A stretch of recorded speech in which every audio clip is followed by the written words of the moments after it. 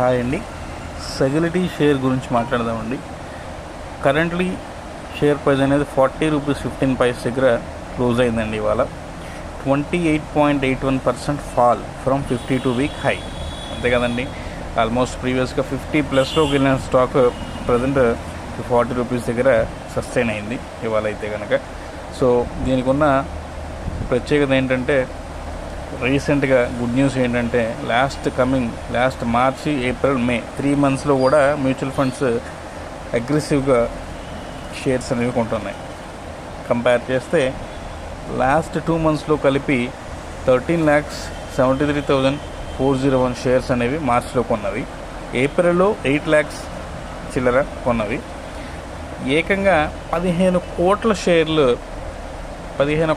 షేర్లు అండి. నేను వాల్యూ చెప్పట్లేదు, షేర్స్ చెప్తున్నాను. 14,14,45,737 షేర్లు ఉన్నారు.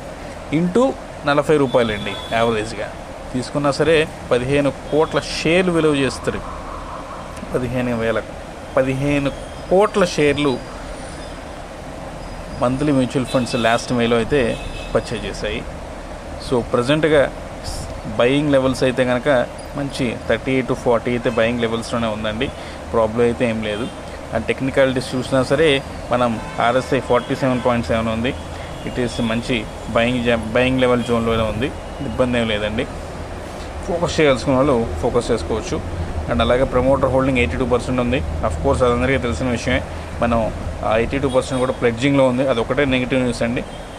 సెక్యూరిటీ విషయంలో నాకు నచ్చింది అయితే, మిగతాదంతా ప్రజెంట్ అయితే బాగానే ఉంది. కాంపిటీటర్స్ కూడా తక్కువే ఉన్నారు. కాంపిటీటర్స్ చెప్పాలంటే ఎవరు లేరు. వీళ్ళు చేసే బిజినెస్ అనేది ఎవరు చేసే వాళ్ళు కూడా లేరు. ఫ్యూచర్లో కాంపిటీషన్స్ వస్తే అప్పుడు షేర్ ఇంపాక్ట్ అయ్యే ఛాన్స్ ఉంది. కానీ ప్రజెంట్ అయితే 40 రూపీస్ దగ్గర నుంచి 50-60 రూపీస్ వరకు షార్ట్ టైంలో వెళ్ళే ఛాన్సెస్ అయితే క్లియర్గా కనిపిస్తున్నాయి నాకు.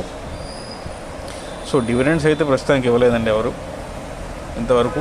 రీసెంట్గానే లిస్ట్ అయింది కాబట్టి I think there is no dividend అనేది ఇంకా ఇవ్వలేదు. ఫ్యూచర్లో కూడా ఇవ్వరు.